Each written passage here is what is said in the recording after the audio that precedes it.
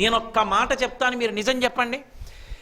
ఎంత పెద్ద ఉద్యోగస్తుడు కానివ్వండి, ఎంత గొప్ప అధికారంలో ఉండనివ్వండి, ఎంత ఐశ్వర్యవంతుడు కానివ్వండి, ఎంతమంది తన చుట్టూ ఉండనివ్వండి, భార్య యొక్క ఆనుకూల్యతని పొందనివాడు, భార్య చేత నిరసింపబడినవాడు, భార్య పనికి మాలిన వాడివి అని ప్రతిరోజు నిందించేవాడు శాంతిగా ఉండగలడా? ఆడపిల్ల ఎంత చదువుకున్నా, ఎంత ఉద్యోగం చేసినా, ఎంత డబ్బున్నా భర్త తనతో కలిసి ఉండకపోతే శాంతిగా ఉండగలదా? అవి అన్నం కాదు ఇక్కడ దొరకకపోతే పక్కింట్లో తినడానికి, మంచినీళ్లు కాదు ఇక్కడ దొరకకపోతే ఇంకో చోట తాగడానికి. ఇవాళ మా ఇంట్లో నా భార్యకు అనారోగ్యంగా ఉందంటే పక్కింటి వారికి ఫోన్ చేసి చెల్లెమ్మ కాస్త పలహారం పంపించండి అంటాను. కానీ కామమునకు సంబంధించి ధర్మముతోనే ముడిపడాలి, చావో రేవో వాళ్ళిద్దరి మధ్య. అది ఇంకొక ఇంటికి వెళ్ళే విషయం కాదు. అది అలా కాకుండా కుటుంబాలు నిలబడాలి అంటే అలా చెయ్యి.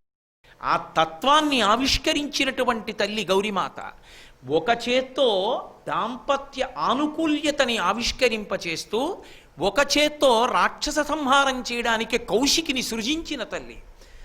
ఎంతటి దయామయి, ఎంతటి కారుణ్యమూర్తి అంటే ఆమె, అసలు ఆమె యొక్క స్వరూపమే కారుణ్యము. అంతటి కారుణ్య రాశి కనుకనే ఆమె తన ముందుకొచ్చి నిలబడినటువంటి ఒక పెద్ద పులికి గణనాయకత్వం ఇప్పించి సోమనందిని చేసింది. ఇన్ని చేసినటువంటి తల్లి ఎవరుందో అటువంటి మహాగౌరీ స్వరూపాన్ని ఉపాసన చెయ్యడం, ఆ తల్లిని ప్రార్థన చెయ్యడం, నమస్కరించడం మన అభ్యున్నతికి కారకమవుతుంది. అందుకే నవదుర్గలలో ఒక దుర్గాస్వరూపంగా వచ్చినటువంటి తల్లి మహాగౌరీ స్వరూపం. అలాగే వేరొక దుర్గాస్వరూపం కాళరాత్రి. శక్తి లేకుండా ఎప్పుడు ఏ పని జరగదు. మీరొక్కటి జ్ఞాపకం పెట్టుకోండి, శక్తి అనేటటువంటిది ఉంటే ఆ శక్తి ఏదైనా ఒక విషయాన్ని పూర్తి చెయ్యాలన్నా శక్తి ఉండాలి, నిర్మాణం చెయ్యాలన్నా శక్తి ఉండాలి, నిలబెట్టాలన్నా శక్తి ఉండాలి. మీరు లోకంలో ఒక మాట వింటుంటారు, ప్రళయము అని ఒక మాట. చాలామంది దృష్టిలో ఏమిటంటే ప్రళయం అనేటటువంటిది క్రౌర్యముతో కూడుకున్నది అనుకుంటుంటారు.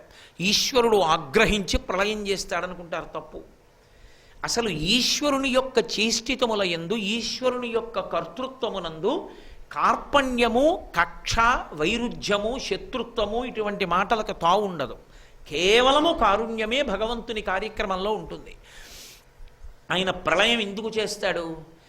ఎన్ని జన్మలో ఇచ్చి పుట్టించి కర్మ చేసి భక్తితో ఉండి నన్ను పొందు అని అవకాశం ఇచ్చినా అలా పొందలేక దారి తప్పిపోతున్న జీవుల పట్ల కారుణ్యం పొంది, వాడు నన్ను ఎలాగో పొందలేకపోతున్నాడు, నేనే వాడిని పొందేస్తాడని అందరినీ తాను పొందేస్తాడు. అలా పొందేసే ప్రక్రియకి ప్రళయం అని పేరు. అప్పుడు జీవులన్నీ బ్రహ్మమునంలోకి వెళ్ళిపోతాయి. కొంత శాంతినిస్తాడు. ఎన్నాళ్ళు తిరుగుతారా ఇలాగా ఈ తాపంలో? సంసార భ్రమణ పరితాపోపశమనం వసంతి మచ్చేతో హృదభువి శివానందలహరి అంటారు శంకర భగవత్పాదులు. సంసార భ్రమణ పరితాపోపశమనం. ఆ జనన మరణ చక్రమునందు పుట్టుక చావు, పుట్టుక చావు, పుట్టుక చావు, ఇవి తాపంతో కూడుకుంటున్నటువంటివి. పుడతాడు, చస్తాడు, చచ్చినవాడు మళ్ళీ పుడతాడు, మళ్ళీ పుట్టినవాడు మళ్ళీ చస్తాడు. భాగవతంలో చెప్తారు చావు పుట్టుకలు రెండూ ఎలా ఉంటాయి అంటే, బాగా ముదిరిపోయినటువంటి ఒక ఆకు మీద పాకుతున్న గొంగళి పెరుగు దానికి కన్నాలు పెట్టి అందులో ఉన్న పత్రహరితాన్ని తిని, ఇంకా ఈ ఆకులో ఉన్నటువంటి పత్రహరితాన్ని నేను తినడం కుదరదు, కన్నాలు దగ్గరగా పడిపోయాయి అనుకున్నప్పుడు ఆ ఆకుని విడిచిపెట్టాలనేటటువంటి ప్రయత్నంతో చివరికి వెళ్ళి పక్కనున్న ఆకు మీదకి ముందర ఉన్నటువంటి కాళ్ళు చాపి పట్టుకుని మెల్లిగా పాకుతూ వెనకనున్న కాళ్ళు విడిచిపెట్టేస్తున్నప్పుడు ఆఖరి జంట కాళ్ళు ఎదురుగా ఉన్నటువంటి ఆకు మీదకి వెళ్ళినప్పుడు వెనక ఉన్న ఆకు వెనక్కి వెళ్ళిపోయినట్టు ఒక శరీరాన్ని విడిచిపెట్టి జీవుడు వేరొక శరీరంలోకి ప్రవేశించడాన్ని మరణము, జననము అంటారు. ఇవి రెండు తాపముతో కూడుకున్నవే. పునరపి జననం పునరపి మరణం పునరపి జననీ జఠరే చయనం ఇహ సంసారే బహుదుస్తారే కృపయాపారే పాహిమురారే. కాబట్టి ప్రళయమునందు ఈశ్వరుడు కారుణ్య బుద్ధితో మనని ఆయన పొందుతాడు. అందుకని ఈశ్వర చేష్టితములయందు ఆ శక్తి యందు ఎప్పుడూ కూడా దోషాన్ని ఆపాదించి మాట్లాడకూడదు. మీరు చూడండి, ఒకడు సముద్రంలో సముద్రపటుడున కూర్చున్నాడు. ఇసుక కనపడింది, తడి ఇసుక ఉంది. ఆ తడి ఇసుకను చూసి దేవాలయం కడతానన్నాడు. అని ఆ ఇసుకతోటి దేవాలయం చేసి దానికి చిన్న కన్నం పెట్టి అందులోంచి ఇసుక తీసి శివలింగం పెట్టాడు.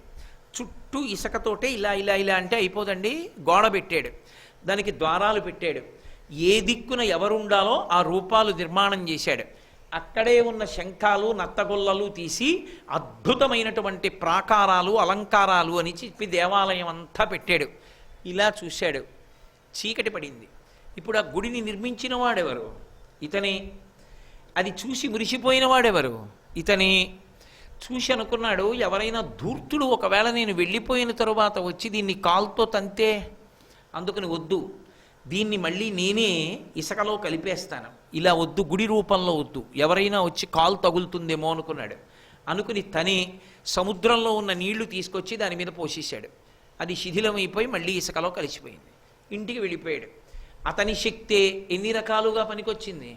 సృష్టికర్త్రి బ్రహ్మరూపా గోప్త్రీ గోవిందరూపిణి సంహారిణి రుద్రరూపాతిరోధాన కరీశ్వరి. సృష్టి చేసినవాడు ఆయనే, నిలబెట్టినవాడు ఆయనే, పడగొట్టినవాడు ఆయనే. ఈ మూడు చేయడంలో ఆయనకి ఎప్పుడైనా కోపం ఏమైనా ఉందా? ఏమీ లేదు. అమ్మవారు కాళరాత్రి అన్న పేరుతో ప్రవర్తించేటప్పుడు కూడా కారుణ్యమూర్తియే. ఆపడం అని ఒక ప్రక్రియ ఉంటుంది. ఆపడం అనేటటువంటిది చెయ్యకపోతే పరిగెత్తడం అన్నది సాధ్యమవదు. అందుకే సంస్కృత భాషకు ఒక మర్యాద ఉంటుంది. రాత్రిని నిషి అంటారు, నిష. నిషీధి అంటారు అర్ధరాత్రిని. నిష అంటే ఏమిటో తెలుసా?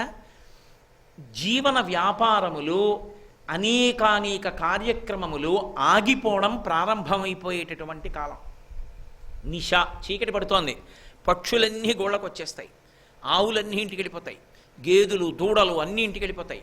మనం కార్యాలయం నుంచి ఇంటికి వచ్చేస్తాం, పలహారం చేసేస్తాం. అర్ధరాత్రి అయింది. అప్పుడప్పుడు నేను పొరుగుళ్ళలో ఉపన్యాసం చెప్పి కారులో వస్తూ ఉంటాను కాకినాడ. అర్ధరాత్రి వస్తుంటే ఎక్కడ చప్పుడు ఉండదు. చలికాలం అయితే కుక్కలు కూడా పడుకొని తమ కడుపులోకి ముట్టి పెట్టుకుని పడుకొని నిద్రపోతూ ఉంటాయి. ఏమైంది? వ్యాపారములన్నీ, అందరి యొక్క కార్యక్రమాలు ఏమయ్యాయి? ఆగిపోయాయి. అందరి కార్యక్రమాలు ఆగిపోయిన కాలమేదో అది నిషీధి. అంత గాఢ నిద్రపోయాడు కాబట్టి తెల్లవారుతుందంతే.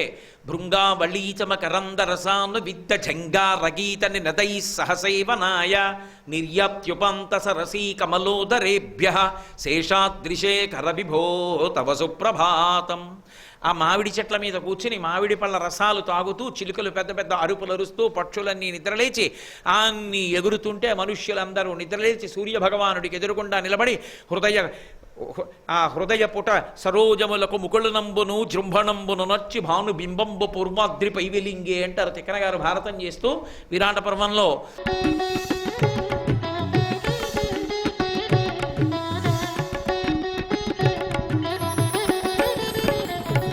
రాజు, ఇదే మాట సంవత్సరాలుగా చెప్తున్నాను.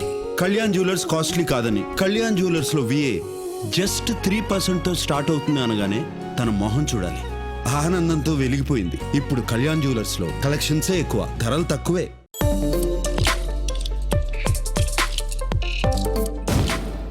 హైజన్ BSL-4 ఎటువంటి కెమికల్స్ లేని eco friendly non toxic liquid. ఇందులో ప్రత్యేక నానో టెక్నాలజీతో వైరస్ క్షణాల్లోనే అంతమవుతుంది. ఒక్క కాల్ చేశామంటే చాలు, వారే ఇంటికొచ్చేస్తారు. అన్ని భద్రతా నిబంధనలు పాటిస్తూ ఇంటిని ఫ్యూమిగేట్ చేస్తారు. వాహనాలను సైతం పూర్తి స్థాయిలో ఫ్యూమిగేట్ చేస్తారు. డై hybrid silver nano particles based BSL-4 liquid fumigation services కోసం కాంటాక్ట్ చేయాల్సిన number 04025555555. News and gold herbal hair oil 100% ఆయుర్వేదం. News and gold herbal hair oil, వెంటనే ప్రతిఫలం.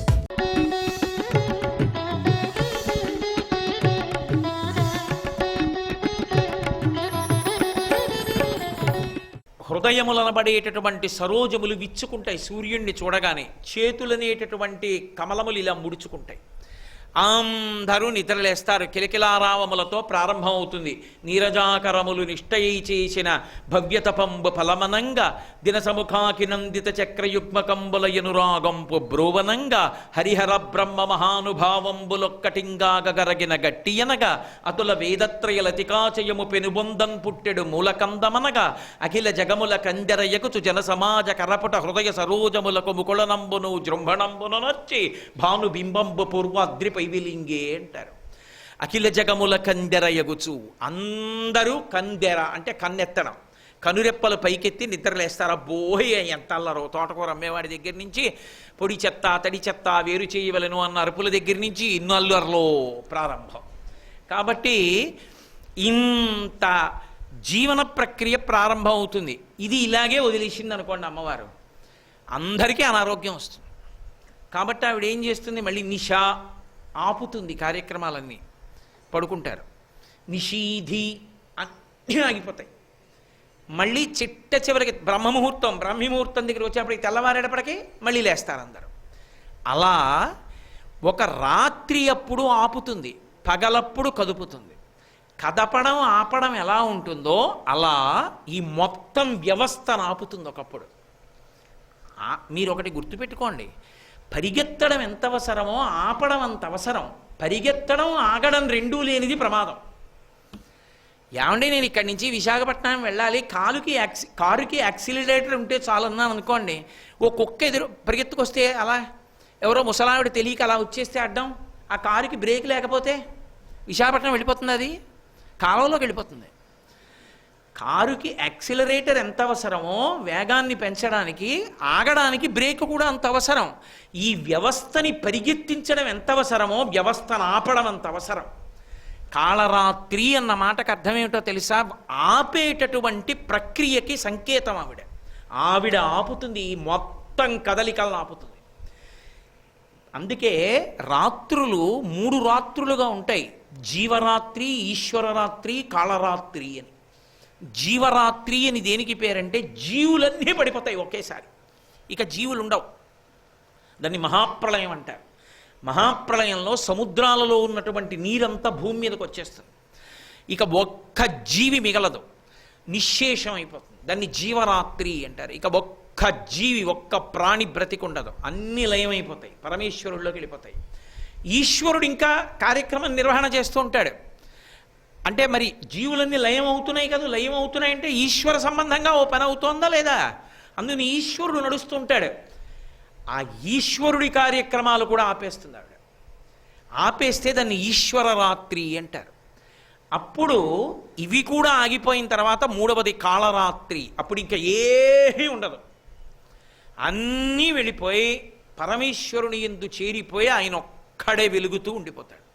అదే పోతన గారు లోకంబులు లోకేశులు లోకస్తులు తెగిన తుది అలోకంబకు పెంజీకటి కావల యవ్వండే కకృతి వెలుగువతని నేసేవింతున్నంటారు. మనం దీపం వెలిగిస్తే నతత్ర సూర్యోభాతి చంద్రతారకం నేమా విద్యుతో భాతి కుతోజమగ్ని త్వమేవ భాంతమనుభాతి సర్వం తస్య భాషా సర్వమిదం విభాతి అంటాం. ఏ వెలుగులు ఇక అవసరం లేదో అలా ఒక్క వెలుగు ఏది మిగిలిపోతుందో ఆ ఒక్క వెలుగై పరమేశ్వరుడు ఉండిపోతాడు. అప్పుడు అది శివతత్వం అయితే పరమశివుడు ఒక్కడే తనలో తాను రమిస్తూ విభూతి కణాలని ఒంటికి రాసుకుని సృష్టినంతటినీ తన శరీరానికి ఆపాదించుకుని అమ్మవారు కూడా ఆయనలోకి వెళ్ళిపోతుంది. వెళ్ళిపోతే తాను ఒక్కడే మిగిలిపోయి తనలో తాను రమిస్తూ ఉండిపోతాడు. అది విష్ణుతత్వంలో అనుకోండి, వటపత్రశాయిగా తానొక్కడే ఒక రావియాకు మీద పడుకుని తనలో తాను రమిస్తున్నాననడానికి గుర్తేమిటంటే తన కాలి బొటన వేలు తన నోట్లో పెట్టుకుని చీకుతూ ఉంటాడు. ఎందుకంటే కాలి బొటన వేలు నోట్లో పెట్టుకోవడం ఎందుకు అంటే అది రామాయణంలో ఉంది, దానికి సంబంధించినటువంటి రహస్యం. మాంధాత అని ఒక చక్రవర్తి పుట్టినప్పుడు దేవేంద్రుడు అనుగ్రహించాడు. ఆయనకి ఏదో దురదృష్టవశాత్తు తల్లి తండ్రి లేకపోతే బొటనవేలులోకి అమృతస్రావం చేశాడు. చేసి బొటనవేలులోకి అమృత బిందు వచ్చేట్టుగా చేసి దాన్ని చీకినట్టయితే పిల్లవాడికి అమృతం అందేట్టుగా చేశాడు. అప్పుడు మిగిలిన వాళ్ళు ఆయన్నైతే అలా చేసావు, మా పిల్లలకి ఎలాగంటే మీ పిల్లలందరూ కూడా బొటనవేలు చీక్కునే అలవాటు ఇస్తున్నాను, దానివల్ల వాళ్ళకి ఆరోగ్యం కలుగుతుంది అన్నాడు. అందుకే పిల్లలు బొటనవేలు నోట్లో పెట్టి చీక్కుంటూ ఉండడం, తల్లిదండ్రులు దాన్ని లాగుతూ ఉండడం, అదో పెద్ద ప్రక్రియ. అంటే కొన్నాళ్ళు వదిలేయాలి నిజం చెప్పాలి అంటే. కాబట్టి మిగిలిన వాళ్ళు అమృతస్రావానికి పిల్లలు బొటనవేలు చీకుతారు. ఆయన అన్నాడు, నాకు బొటనవేలు చీక్కోవలసిన పని ఉంది. ఇంద్రుడు వరం ఇచ్చాడు కాబట్టి పిల్లలకి బొటనవేలులో అమృతపు చొక్కు ఉంటుంది కాబట్టి చీకుతారు. నాకు ఆ అవసరమే ఉంది. అమృతవపుహు, విష్ణు సహస్రనామ స్తోత్రంలో ఆయనకి నామం లేదు అమృతవపుహు అని. అమృతవపుహు అంటే ఆయన శరీరమే అమృతం. మీ అందరూ చేతివేలు చీకితే నేను కాలివేలు చీకుతా, ఏదైనా అమృతమేగా నాది అని కాలువేలు నోట్లో పెట్టుకుని కరారవిందేన పదారవిందం ముఖారవిందే వినివేశయంతం వటస్య పత్రస్య పుటేశయానం బాలం ముకుందం మనసస్మరామి. ముకుందుడై ఆ వటపత్రశాయి అయి రావి ఆకు మీద పడుకుంటాడు. పడుకుని ఉండిపోయినటువంటి రాత్రి ఏది ఉంటుందో మహాప్రళయం అయిపోయి కాలాన్ని కూడా ఆపేస్తుంది. అప్పుడు ఇక సూర్యోదయ సూర్యాస్తమయాలు కాలం నడవడం ఉండదు, కటిక చీకటి ఒకటే మిగిలిపోతుంది. దాన్ని కాళరాత్రి అంటారు. అంటే ఖచ్చితంగా వేళకి సూర్యోదయం అయ్యేట్టు సూర్యాస్తమయం అయ్యేట్టు 24 గంటల్లో భూమి తన చుట్టూ తాను తిరిగేటట్టు, ఋతువులు వచ్చేటట్టుగా భూమి సూర్యుడి చుట్టూ తిరిగేటట్టు, సూర్యప్రకాశం చంద్రుడి మీద పడేటట్టు, చంద్రుడి యొక్క ప్రకాశం చల్లగా పడేట్టు, సూర్యుడు వేడిగా ఉండేట్టు, మధ్యాహ్నం అయితే మనం చూడ్డానికి వీల్లేని వాడయ్యేట్టు, సూర్యోదయ సూర్యాస్తమయముల యందు ఎర్రగా ఉండేటట్టు, ఆకాశం అలాగే ఉండేటట్టు, గాలి మందంగా ఉండేటట్టు, నీరు కిందకెళ్ళేట్టు, అగ్ని పైకొచ్చేటట్టు, ఇవన్నీ ఎవరు నిర్ణయం చేసిందో ఆవిడే మళ్ళీ వీటన్నిటినీ ఆపేస్తుంది.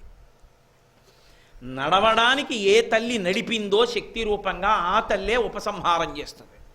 ఈ నడకకి ప్రధానం ఏదంటే ఇది ఏంట్లోంచి వస్తాయంటే కాలంలోంచే వస్తాయి. ఇవాళ భూమిలో పెట్టిన గింజ రేపటికి అంకురం ఎలా? కాలంలోనే. నే చేసుకున్న పాపం అనుభవంలోకి వస్తుంది కాలంలోనే, నే చేసుకున్న పుణ్యం అనుభవంలోకి వస్తుంది కాలంలోనే, నే కొత్తగా చేసుకున్న పుణ్యం మూట కట్టుకుంటాను కాలంలోనే, నే చేసుకున్న పాపం మూట కట్టుకుంటాను కాలంలోనే. కాల కలయతామహం అంటాడు భగవద్గీతలో కృష్ణ భగవానుడు. నేను కాలరూపంలో లెక్కలు కట్టుకుంటున్నానయ్యా అన్నాడు. కాలపురుషుడు అంటారు. అంటే కాలం కూడా కదులుతూ ఉంటుంది. కదులుతోందంటే శక్తి, కదులుతున్న కాలాన్ని కూడా ఆపేస్తుంది ఆవిడ. అది కాలరాత్రి. అప్పుడు ఇక కాలం ఉండదు, ఇక తేదీలు సూర్యోదయం సూర్యాస్తం ఇవేమీ ఉండవు. కటిక చీకటి ఒక్కటే నిలబడిపోతుంది. చీకటి కటిక చీకటి మహానిషీధి అంటే ఇక ఏ క్రమం లేదు, ఏది కదిలేది లేదు, అన్నీ ఆగిపోయి ఆగిపోయిన శక్తులన్నీ పరమేశ్వరుడిలోకి వెళ్ళిపోయి ఆవిడ కూడా అందులోకి చేరిపోయి ఉండిపోయి మళ్ళీ ఆయనకి ఎప్పుడు సృష్టించాలని కోరిక పుట్టిందో అప్పుడు ఆవిడకి ఆయన ముందు నేనని అనుకుంటాడు. ఆ అనుకున్నప్పుడు ఆ నేనని ఆయన అనుకునేట్టు చేసిన మొదటి శక్తి పైకి వచ్చేది ఆవిడే. అందుకే శంకరాచార్యుల వారు ఒక అద్భుతమైన పేరు పెట్టారు అమ్మవారికి. కాంచీదామాకరి కలభ కుంభస్తననత పరీక్షీణా మధ్యే పరిణత శరచంద్రపతన ధనుర్బాణం పాశం శృణిమపి దధానాకరతలై పురస్తాదస్తాంన పురమధితురహో పురుషికా అన్నారు. పురమధితురహో పురుషిక, పురములను చంపినటువంటి వాని యొక్క అహంస్ఫురణ, నేనన్న భావన నువ్వేనమ్మా అన్నారు. కాబట్టి అలా ఆపగలిగినటువంటి శక్తి ఎవరుందో ఆవిడ కాళరాత్రి. ఇప్పుడు దాన్ని బట్టి మీరేమర్థం చేసుకోవాల్సి ఉంటుంది? మనం ఆవిడ ఈ సమస్త బ్రహ్మాండముల యొక్క కదలికలను ఆపేస్తుంది, కాలాన్ని కూడా ఆపేస్తుంది. ఆవిడ పరిగెత్తించనో అలాగే పరిగెత్తిస్తుంది. అది చెయ్యగలిగిన తల్లి మనకి ఏ శక్తినిచ్చి ఏమి చెయ్యలేదని మీరు అనుకుంటున్నారు? ఆవిడ అనుగ్రహిస్తే ఎక్కడి నుంచి ఎక్కడ వరకు ఏదైనా ఇచ్చేస్తుంది. అందుకని కామకోటి. ఆవిడికి ఎందుకు కామకోటి అని పేరు వచ్చిందంటే, కామ అంటే కోరిక, కోటి అంటే హద్దు. ఏమడుగుతావు చెప్పు, నేను ఇవ్వలేంది లేదు.